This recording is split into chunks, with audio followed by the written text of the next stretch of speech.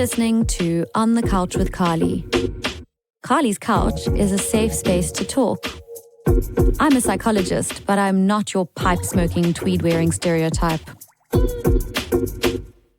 Hello, and welcome back to On the Couch with Carly. Today, I'm thrilled to welcome Kirsty Melmed, a life coach, transactional analysis specialist, and the founder of Brave Mamas. Kirsty is empowering this generation of moms to consciously explore their new identity while practicing conscious parenting. She's also a mom to a sassy, sensitive little girl, so she truly understands the challenges we're discussing today. Through her transformational Brave framework, Kirsty offers practical coping strategies for everything from the mental load of being the default parent to relationship resentment and burnout.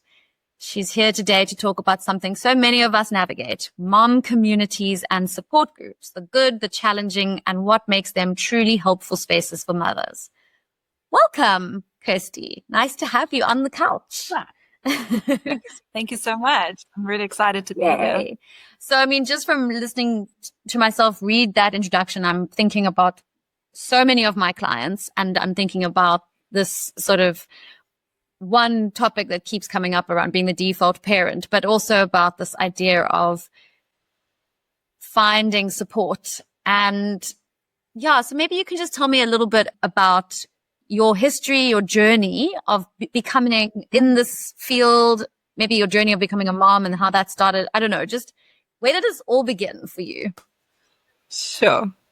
Okay, so I've worked for myself as a life coach this is my 10th year in business. So I'm not new to the personal development space. What I am still feeling new to is being a mom. My daughter is turning 4 in September.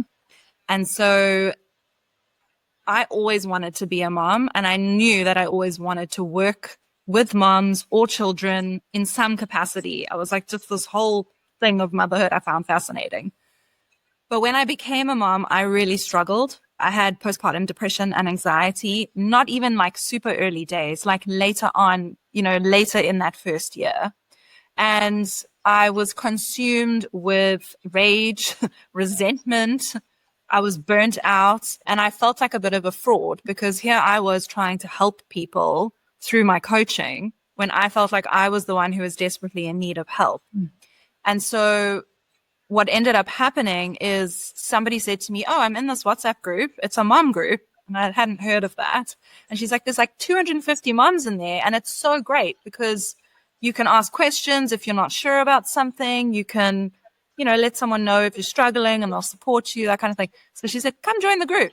So I did. And my eyes were absolutely wide open as to the possibilities of what support for moms can look like and that experience that I had in that group. And so I'm sure we'll talk about that at some point. And what went down. But basically it culminated in me not being satisfied in that group or any other groups I was in and starting my own group. And then that has naturally evolved into this community called Brave Mamas, where we all share a common value of wanting to be conscious parents, responsive parents, and wanting to do some personal work to make sure that that's possible. So kind of bringing my coaching, my transactional analysis experience, and this motherhood thing that I've now, joined the club of, all together to create this beautiful space for moms. Okay, but let's not brush over the pain point. So pain point number 1 was your anxiety and mood disorder. How do you feel if you had to look at yourself from that position before you found support? How do you feel the lack of support contributed to that, the emergence of that diagnosis? And if you think back to that time in your life, what would support have offered you? What was lacking in the support system that you had? What were you looking for when you went to that support group? So the thing that was lacking was taking care of my basic needs, being sleep deprived, feeling like the things that usually bring me sustenance or like emotional sustenance. So in that case, my work, I feel like I'm at my best when I'm doing my work as a coach. It just helps me feel so grounded, and it's really at the heart of who I am as a person. And so having incredibly limited time to do that. And I'm so lucky because my mom has been there since 6 weeks postpartum. She takes my daughter 2 days a week so that I can work. Because of course, when you work for yourself, there's not really such a thing as maternity leave. If you don't work, you don't get paid. So we've always had that setup where I have been able to work, but just so much less than usual. And not feeling like myself when I am. So because I'm sleep deprived, because I'm not exercising, I'm not taking care, I'm not having time off other than to work, it just really sapped my energy. And then all the resentment that was so consuming, particularly it was focused towards my partner at the time. And he was like a really hands-on, supportive part. He wasn't doing anything wrong. He was really doing his best, but he also works for himself. And so he works hard, and sometimes he has to work 7 days a week. And so feeling like a lot of the time I'm solo parenting and just really losing the ability to communicate. This is how I'm feeling. These are what my needs are. Please help me. And kind of taking on that mental load of being the default parent, and then feeling like it's not okay for me to ask for this to be different. Yes. So I think that kind of led me to the point I was at where it was just that emotional, physical, mental burnout. Yeah. So unfortunately common, such a almost universal experience of modern motherhood. And I think the word that comes to mind is isolation. And I think sometimes we think isolation is we don't have anyone around us. But it's not that kind of isolation necessarily. It's that isolation of being in an experience that doesn't feel shared with anyone. So what I'm experiencing, what my body is going through, what my mind is going through, how my life has changed, I'm experiencing that alone. And I don't quite know how to reach out and actually take support or even ask for my basic needs, as you said, which is so, so hard.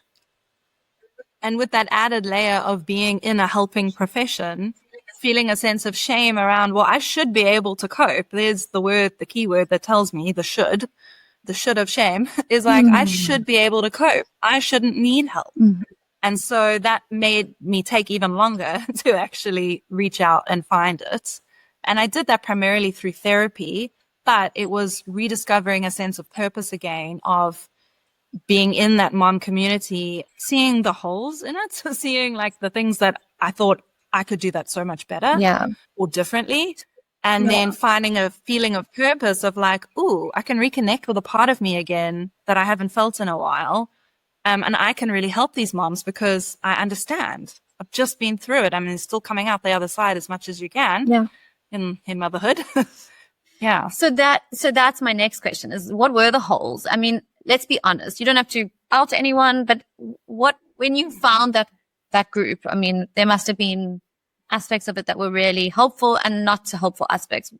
And obviously I've worked with lots of moms, and I know that for some people, WhatsApp groups are not the answer. So what did you experience in that group? And given what you were kind of coming from, this space of isolation and feeling so, having a hard time in yourself, what did you need from that group, and how did it work for you? Yeah. So I think the things that were right, the things that I found helpful, and for the most part it was, especially at the beginning, what I found helpful was being able to read what other moms were experiencing. So as someone would pop a comment on the group and be like, oh, my child didn't sleep last night, I'm so exhausted today, and sometimes they're asking for advice. So they're saying, any tips on XYZ? And sometimes they're just having a bit of a vent. But reading other moms speaking about things that I was experiencing helped me feel less isolated, because then I was like, okay, I'm not the only one finding this hard. Maybe it doesn't mean that I'm lacking or ill-equipped or doing something wrong. Maybe this is just how it is. Like, it's not hard because I'm not good enough. It's hard because it's hard. And so there was definitely a sense of solidarity and resonance in what people were sharing. It's also incredibly useful if you need a little bit of information. Like, anyone can Google anything, but if you ask it in a mom group, it comes with hopefully empathy and that solidarity. And also like I mean, Dr. Google is a very scary place to be visiting, when your child's got a temperature for the first time and you're thinking, what do I do? And you pop it on the group and you get 10 people back saying, okay, this helps, this helps, this helps. Yeah. And that can be very helpful depending on what it is you're asking.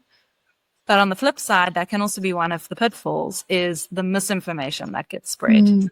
And that's what I started to notice over time, especially, as I gained a bit of experience and as I knew what helped, what didn't help. Like, my dad's a doctor, so I'm fairly well informed and I've seen every episode of Grey's Anatomy. Clearly, I'm almost a medical professional at this point. I like to think I'm pretty well informed, and you see people sharing stuff and you think, oh, I don't know if that's good advice. They really should be speaking to their doctor about that. So there were things like that started coming up, and I was thinking, who's checking this information? Who's accountable if something harmful gets shared? Yeah. And those were the questions I was beginning to ask myself. And then it culminated in one event, which is why I left the group. And that was, so there was this definite, we know in motherhood, there's a lot of topics that become quite taboo and divided.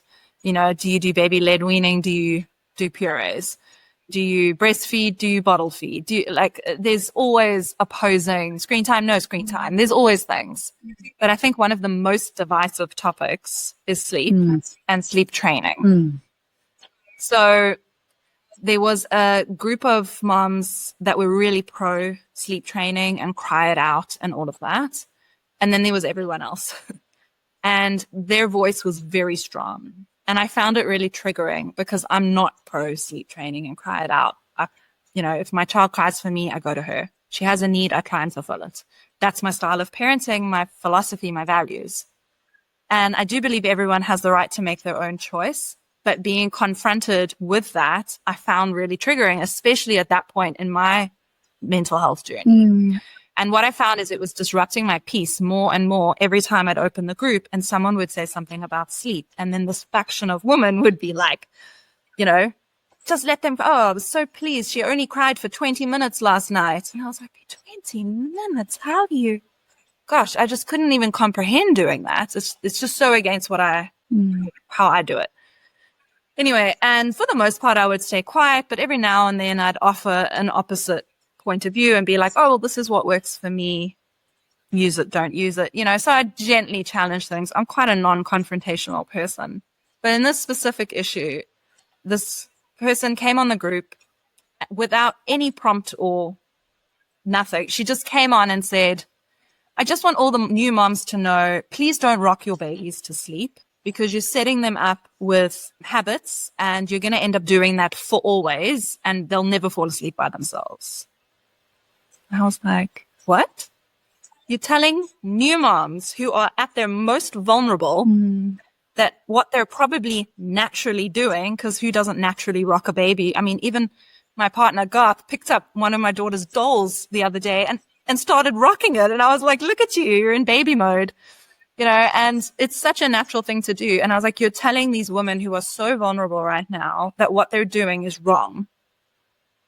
And I have a big problem with that. If someone asks your opinion, sure. But why are you doing this fear mongering? For what purpose? What's the agenda here? And so I challenged it. And I said, well, actually, rocking a baby to sleep is the most natural instinct we have. And not just that, it works for a reason. The vestibular system, it calms the nervous system. And I was screenshotting Google, and now you're in a ridiculous fight when you're screenshotting things and sharing it. And it was so out of character for me, and it was kicking off a bit. And this is one of the things I didn't like about the group. The owner of the group didn't really ever get involved when these things happened, which they did happen because there were just so many strong opinions. And on this occasion, she did. And she was like, okay, it's getting a little heated. Let's leave it and move forward.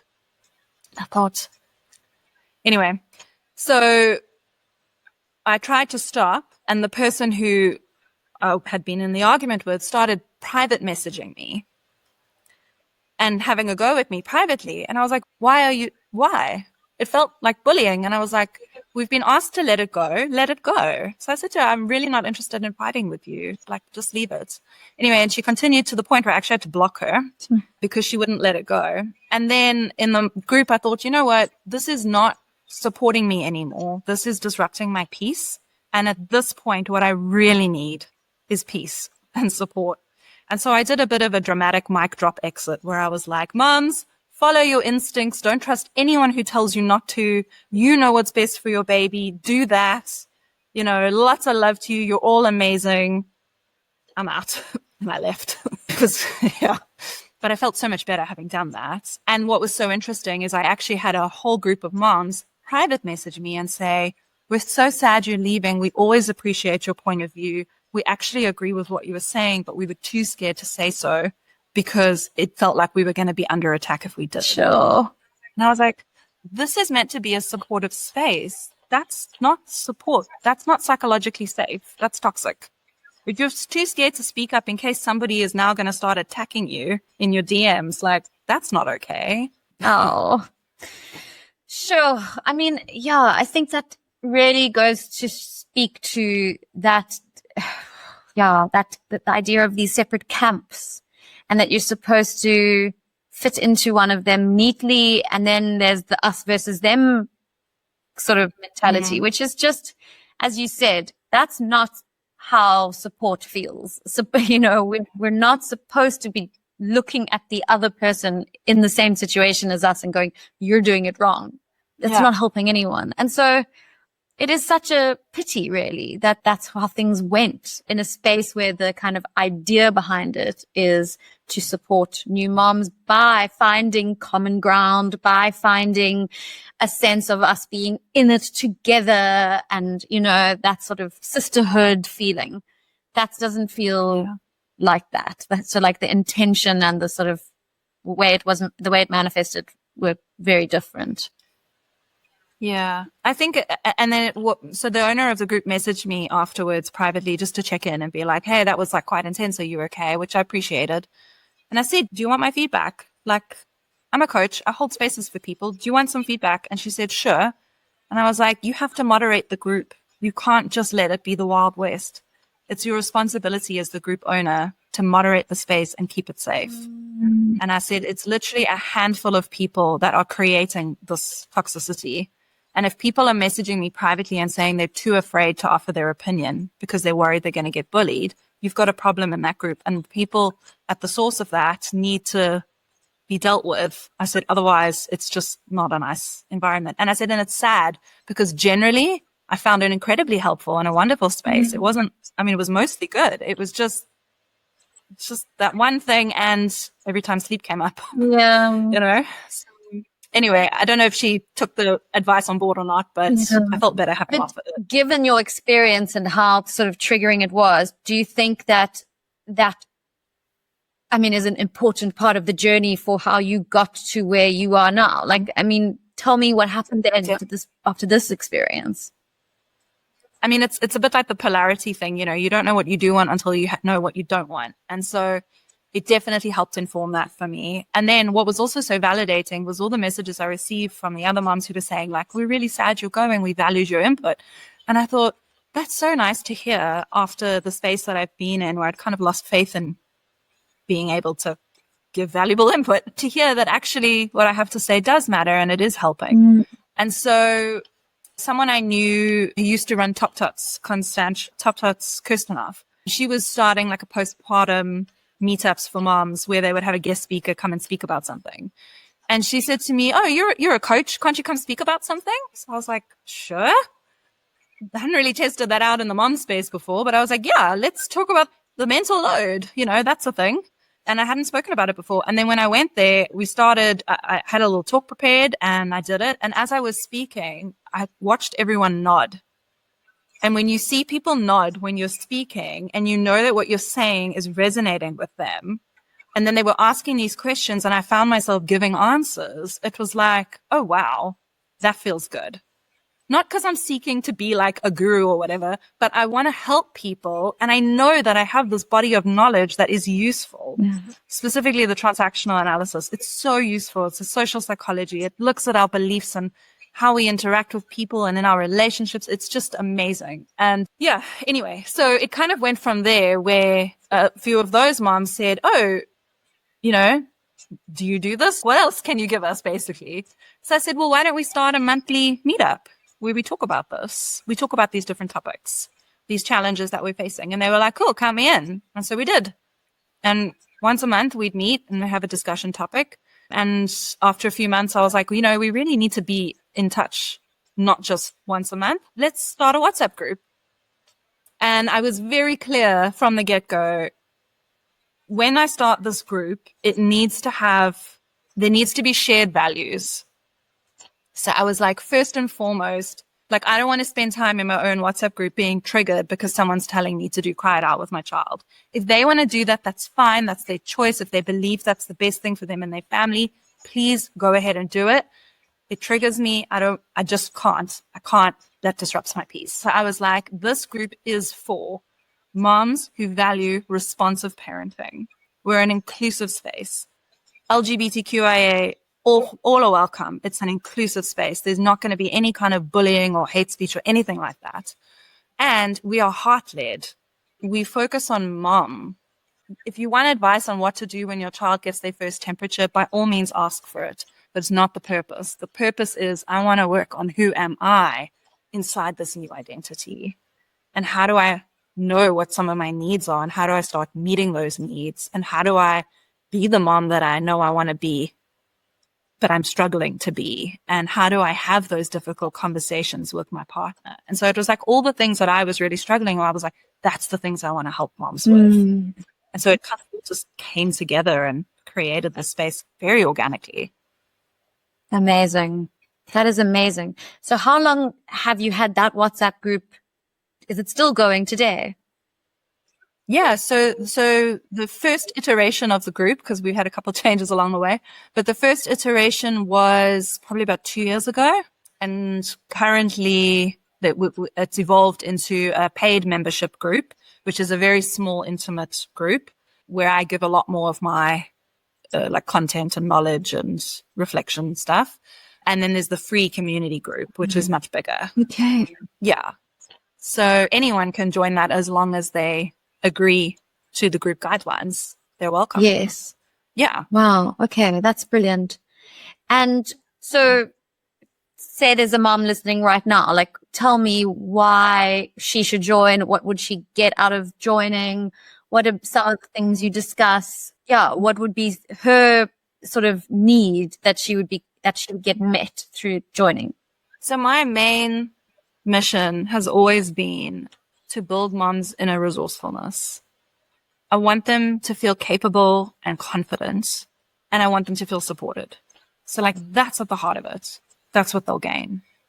And the way that we do that is not just in the information that I share. So yeah, every month there's a workbook and we speak, and you can do the self-reflection. So for example, this month our workbook was, or when we recorded this, the workbook was mom guilt.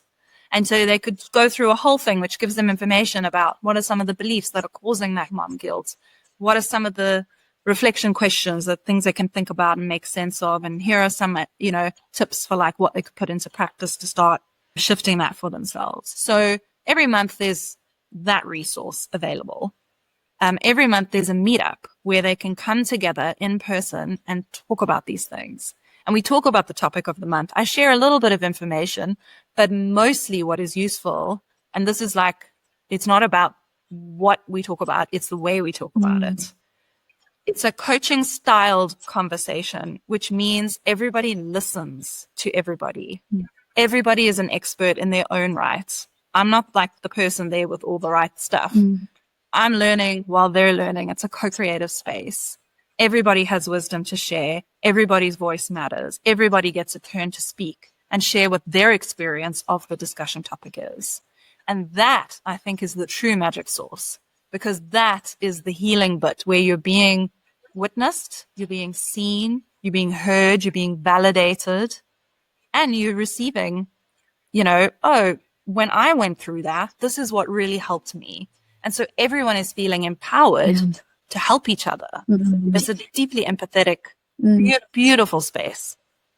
Yeah. Yeah. I mean, what I think about when you say that is about how the empowerment piece that's so often mothers are doing the thing and they don't even realize they have already stepped into their power. They've already worked out what their values are. They've already made decisions that are based on their either intuitive understanding of their child or what the system needs, or have taken the risk because they're brave and bold and are just going to go for it because you have to go for it, right? But often they don't realize that.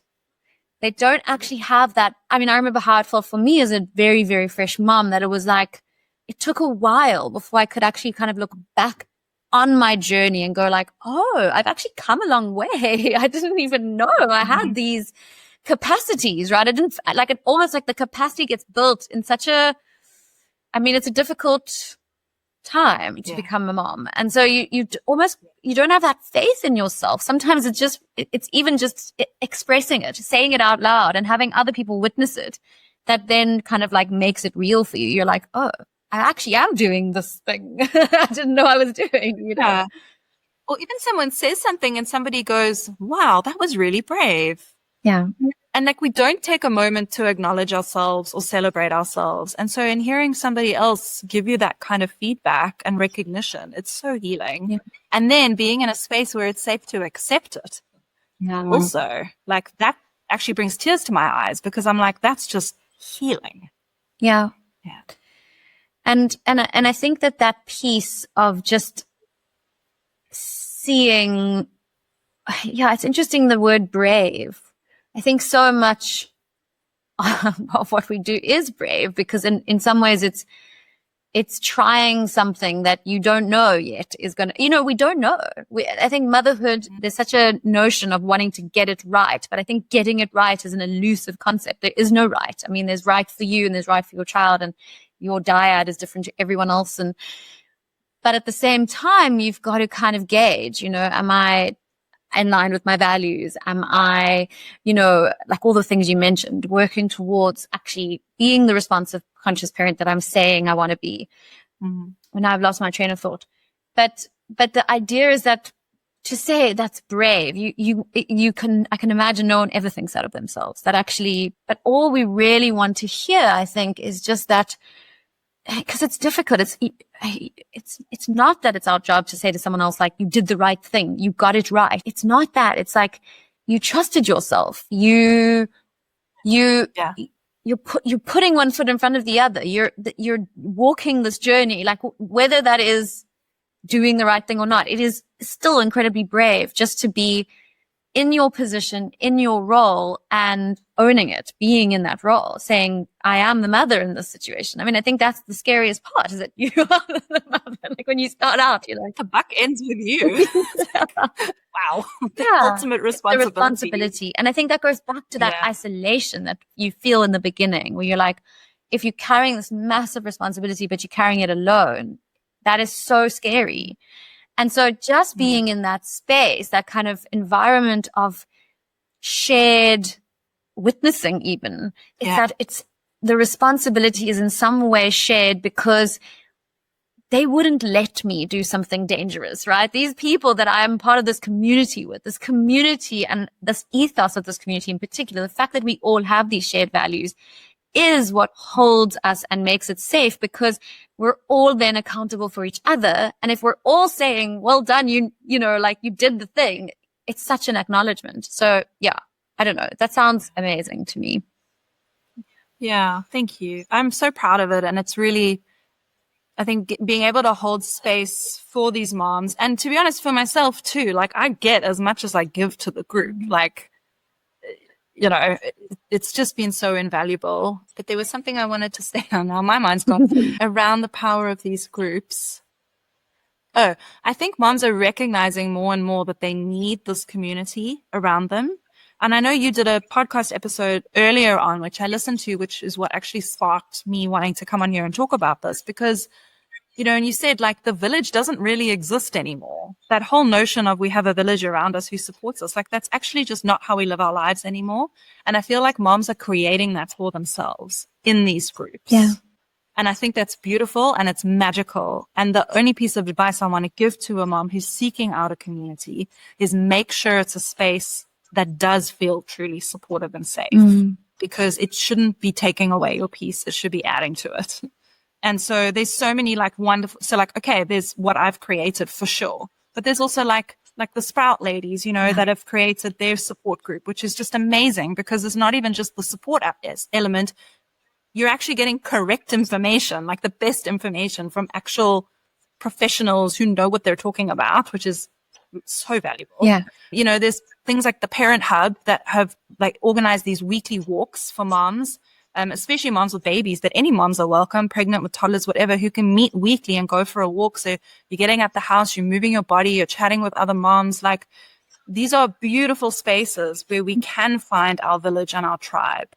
And it does translate into actual real support, not even just, well, emotional support is real support, but also like practical support. Like one of the moms in my group, her husband was in hospital and her children were sick. And I mean, the entire group, just without being prompted, banded together with dropping off meals so she didn't have to think about cooking.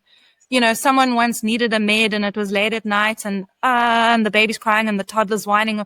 And someone was like, I've got that. I'll just drop it off at your house. Yeah. No problem. You know, it's things like that where it's like forming friendships like that is so valuable and important and necessary from people who get it, who are not judging, who really understand where you're at, because they're there too. Yeah. And you can just support each other through that. It's beautiful. No, I agree with you. I think that is so amazing. I mean, that is really the village. And I think, you know, I don't know what you charge, but I just want to say to any mom out there, like, maybe you're pregnant now, put this into your budget. Like, it's invaluable. Whatever it costs, it is worth it. There is nothing that can be more valuable than having real support and real community. It is the only way, as far as I'm concerned, that we can survive motherhood with our mental health intact. I just think it's an essential. It's like the most important thing that you can do, and prioritize it. Absolutely. And I mean, and there's varying, you know, like for example, I had a free group, you know, the Parent Hub walks are so affordable. Like, there are spaces that are free, that are really low priced, and there's more expensive spaces that maybe give you more or something different, or, you know, it really just depends what your budget is, but there is a space for every mom. If you can't afford that one, I promise there's a free one that can work too. Like, there is support available. And the other thing I think that's really useful, I'm thinking about a couple of the moms in my group who really were struggling with PPD, is it also provides a bit of a safety. Like we can recognize the signs because we've either been through it or we know someone who has. And so hearing somebody share in the group, and you can recognize, hey, you need some further support here. Because like, I'm a coach, I'm not a therapist. Yeah. I'm not a psychiatrist. I'm not a medical doctor, you know? So I also know what my professional boundaries are. Yeah. And so then I'm able to say to them, hey, you need some more support here. And I've got like this amazing list of incredible women who can give you that support. And I can make sure, like, to the best, you know, obviously with appropriate boundaries, to the best of my ability, I can help get them that support. Yeah. So I think it's also like, it's a nice safeguard if you're worried about. But then also in the opposite direction. So if I've got clients who I think could benefit from coaching one-on-one or being in your group, tell me about that. Like, how, like, let's say you have come to therapy, you're getting your PMAD worked with you on antidepressants, you having the sort of psychological help, but you could benefit from coaching. What would you be doing with those clients that would be kind of adjacent to therapy? And yeah, tell me about that. Sure. So with the moms that I've been coaching so far, what I found really useful is, or at least like what my kind of speciality is the relationship aspect. So we talk a lot about the dynamics and the communication between them and their partner, and a lot of that resentment that's sitting underneath a lot of the interactions. And I know in therapy, you can certainly obviously deal with that too. And I'm sure you do. I know I have in my therapy, but we look at it through the lens of TA. And then we take a very practical approach. So that's the thing about coaching, is it's like every session ends with, okay, you've had an aha moment where you've looked at something a little bit differently. What are you going to do with that? You have to put it into practice somehow. Otherwise, nothing changes. And then at the next session, being able to go, how did that go? If it went spectacularly, fabulous. Let's build on that. And if it didn't go spectacularly, What do you think was happening? What could we do differently? What could we try out? So it's a bit like problem shooting. Is that the word? Troubleshooting? Yeah. It's troubleshooting these different ways of doing things in order to get a result that is more what you want. Okay, but in that vein, could you give us like a little crib sheet, like if you could just summarize very quickly, like if you had to say like maybe 3 points as to like what are some like practical things that you can do if you have been coming to your therapist every week and saying the same thing about your husband not showing up, about the mental load being completely disproportionately on you, about the resentment that builds about being the default parent. Like, what are some of your kind of go-to sort of strategies that you apply, if you don't mind me asking that? Sure. So number 1 is make the invisible visible. Write a list of every single thing that you do and that you're holding in your head just in this moment. And then share that list with your partner. But don't share it with them when the baby's crying and the toddler's whining to be picked up and you're cooking dinner and they've just walked in from work. That's not the moment. So number 1, find a moment to write that list down. Make the invisible visible. Number 2, find the right moment to have a conversation with your partner. Make sure the children are asleep or with someone, if you have someone, and sit down and say, hey, can we just chat about this, please? So pick your timing. And the third thing is make sure that you're not playing the blame game. It's not about telling them all the things that they're not doing. It's about telling them, this is what I'm struggling with, and I would love to find a solution together to figure this out, because this is not just my responsibility. And show them that list and watch them be shocked. And say to them, what's on your list? Because they've also got a list. Our partners who are not the default parent, they're also carrying mental load around stuff. Like, for example, my partner stresses about money constantly. He's the main breadwinner. So that pressure is constant in his brain. And I don't know much about that unless I ask him about his experience of that. So really open up an honest, open conversation that's not about placing blame, but more about just understanding each other's perspectives. And then practically go through that list and be like, right, what can I take responsibility for that I naturally am good at? So if I'm good at organization and whatever, then I'll be in charge of paying the bills, for example, or researching the schools if that's something that's really important to me. Like, if he's really good at, so early on, he was always responsible for buying nappies for some reason. I just couldn't remember ever to buy nappies, but he was so good on being on top of it. So I said to him, I'm going to let that go from my brain and I'm not going to worry about nappies anymore because I know that you have it. And that's what happened. And he just took sole responsibility for making sure they were nappies, and so it's like, you have to let them take some responsibility, but then also you have to let them take that responsibility. You got to let that go. You got to surrender. And if they don't do what they say they're going to do, then they're the ones who need to find a solution. Then it doesn't get done. And so there's some boundaries that need to be put in place of like, okay, we've taken ownership. Now we've got to stick to that. And I find that the hardest part is like actually letting the control go, because secretly I love being the default parent. I love making all the decisions. I love getting to do things the way that I want to do them. But I also love complaining that that's exhausting and it's too much. So we got to be fair. We got to be fair. But make the invisible visible, pick the right time, have an open, honest, collaborative conversation. You are on the same team. Remember that. And do you work with couples together or only with moms? I haven't yet, but I would love to. I had one old client who it wasn't a new mom. It was just an old coaching client who actually came with a new partner, and we were working on their communication, and I loved it. I found it so energizing working with this couple, but they were also just the right couple. Yeah. They were open to the process, and he had buy-in and she was excited, and it was wonderful. And that made me think, oh, I'd love to work with couples. And now through all of this, I was like, Yeah. But I think I'd love to run like workshops for couples where we can talk through this thing. Also, so it's not so like charged. Yeah. They don't come to you when the shit's couples therapy. Yeah. And also they don't come to you when the shit's already hit the fan. Exactly. So it can be more like, here's an interesting conversation starter. Yeah. Have that conversation. hear other people have that conversation, learn from each other. Yeah. I mean, that's what I've been trying to do with my workshops that, are hard to get people to do because people only really do things when the shit's hit the fan, unfortunately. But yeah, I chat with Tasha and Melissa's antenatal classes that she does. They're also the Sprout Network, founders.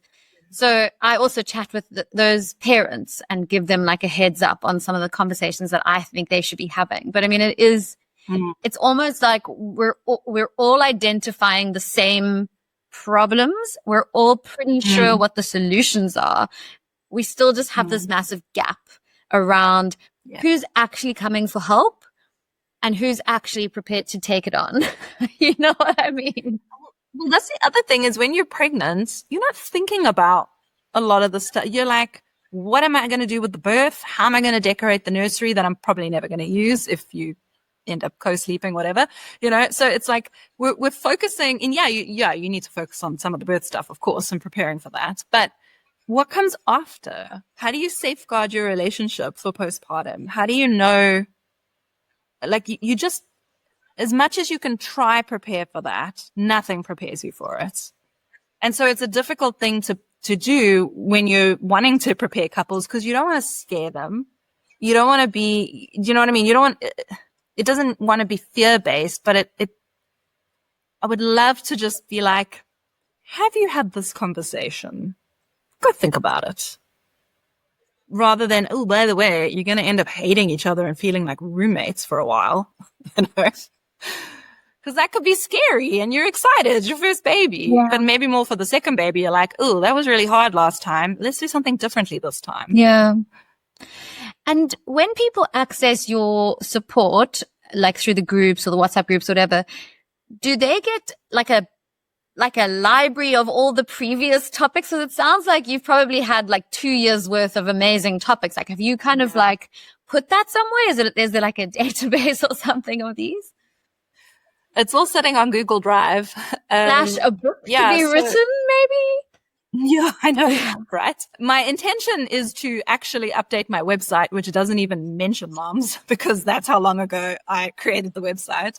But my intention is to update the website and have a page that houses all these things so that I can say to people, go find the thing you're struggling with and go do the workbook and to add a video and make it like a mini course and, and that type of thing. So it becomes this really rich resource. But as things stand, in the paid group, they've all got access to it. But in the free group, if somebody's talking about something, then I can say to them, hey, I've actually got a whole workbook on this topic if you want it. I mean, and it's 120 Rand. This is not inaccessible. And so I will sometimes say that. And like recently on a different group I'm in, because now I am in a few groups, I found other groups that also are good groups. And someone was saying something around the mental load. And then one of my moms said, hey, Kirsty's got a whole workbook on that. And then she said, oh, please can I have the link? And then 5 other moms were like, oh, me too. Please can I have the link? And boom, boom, boom, just like that, they had access to my mental load workbook, which includes a list of all those things that we're taking charge of. It includes conversation openers to have with their partner. It includes, like, I wrote it in a way that it really explains the mental load and the default parent concepts. And it says in the workbook, you work through this first and then go give it to your partner and ask them to read it. And one of the moms came back to me and she was like, this is exactly what I was looking for. And she says, and you won't believe what my husband said after he read it. He said, oh, I'm really not doing enough. Yeah. And I was like, I could cry from happiness. Like, yay. One couple, they've opened up a conversation. My work is done. Totally. And that's how you feel, isn't it? I mean, I feel the same way. It's like, it feels like social justice work almost, it feels like activism. It feels meaningful. Like even if I just, offer something to one family and this can change their dynamic, it would be, I get that feeling. But the ripple effects of like how mom feels affects that relationship, affects the parenting, affects the child and what they're going to grow up believing about themselves. And I'm like, if you can do that reparenting work now while they're little and creating their own little mini inner script about how to be in the world, imagine how they're going to grow up to be. And then imagine the relationships that they're going to go on to have and the children that they're going to go. And I'm like, this is important work. Yes. Correct.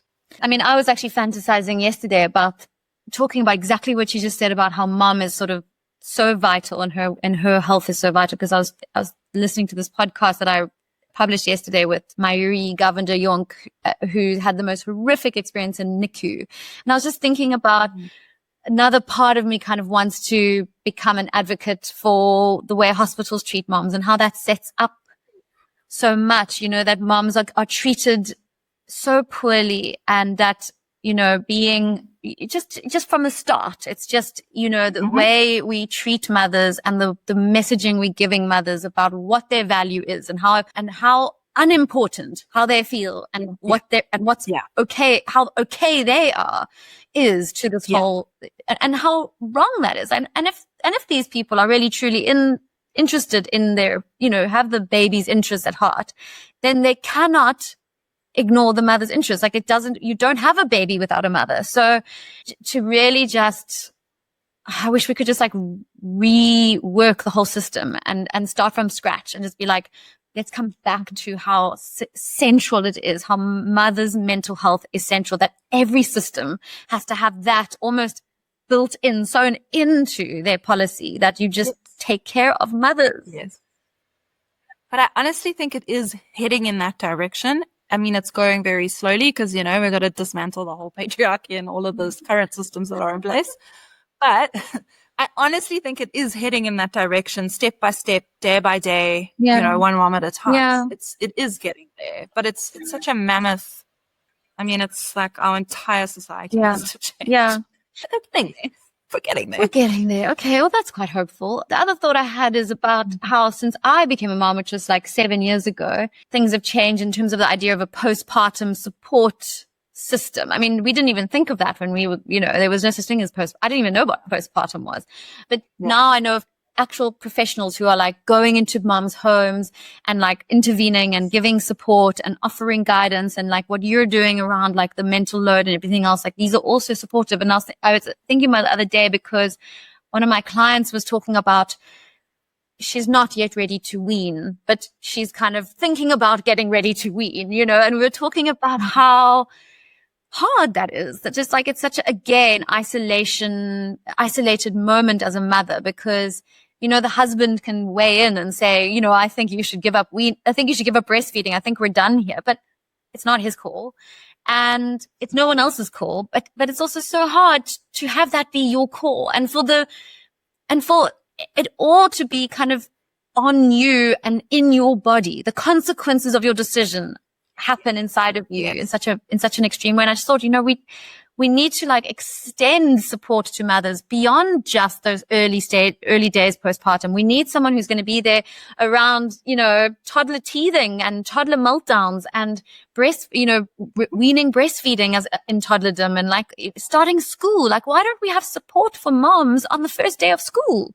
It's such a big day for moms and we don't even think about it, like there should be workshops around that, like thinking about the emotions of the first day of leaving your child in the care of someone else. These are huge things. And just think that. So those are like exactly the things we talk about in the group. Yeah. Exactly. On the first day of school, I remember one of the moms came and met me at a coffee shop and we sat together and had a croissant and a little cry about, oh my gosh, the children are at school.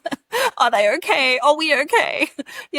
Like literally this morning, someone messaged in the group, new baby, 3-year-old, really struggling with the transition. And she's like, she just screams and melts down and wants that connection from me. And I'm losing it and I don't know what to do, I've only got one child. So sometimes when, people with more than one children ask for advice, I feel a bit like, I don't know what to say here. But what I can do is offer them my empathy. I can reassure them, that I know they're doing the best that they can do.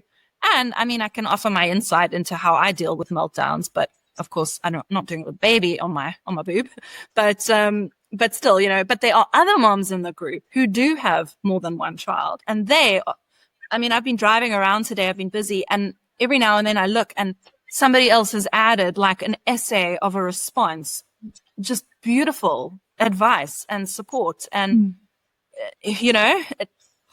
I'm like that. Everyone deserves that. Everyone deserves that. Yeah. I love that. Okay. So thanks for changing the world, Kirsty. Right back at you. So I will put all of your details on the show notes of this podcast. So if anyone wants to find Kirsty and what she does in the world, it'll all be there.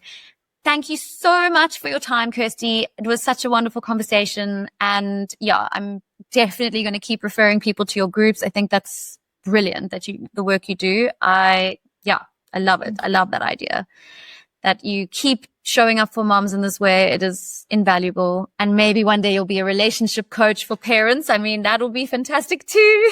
Much needed. You never know. You never know. Thank you. I really appreciate that. And I receive it. Thank you. Oh, good. How wonderful. So take care and we'll be in touch. And yeah, stay in touch with us on Instagram, and yeah, we'll keep the conversation going. Wonderful. Okay. Thank you. Bye. Thank you so much for listening to On the Couch with Carly. If something in this episode resonated with you or made you feel less alone, that means the world to me. You can find us on Apple Podcasts, Spotify, and now in video format on YouTube. For exclusive content and resources, visit our website at onthecouchwithcarly.com. If you enjoyed today's conversation, please consider leaving a rating or review. It really does help others discover our safe space for authentic conversation. Until next time, please take good care of yourself. I can't wait to be back on the couch with you again.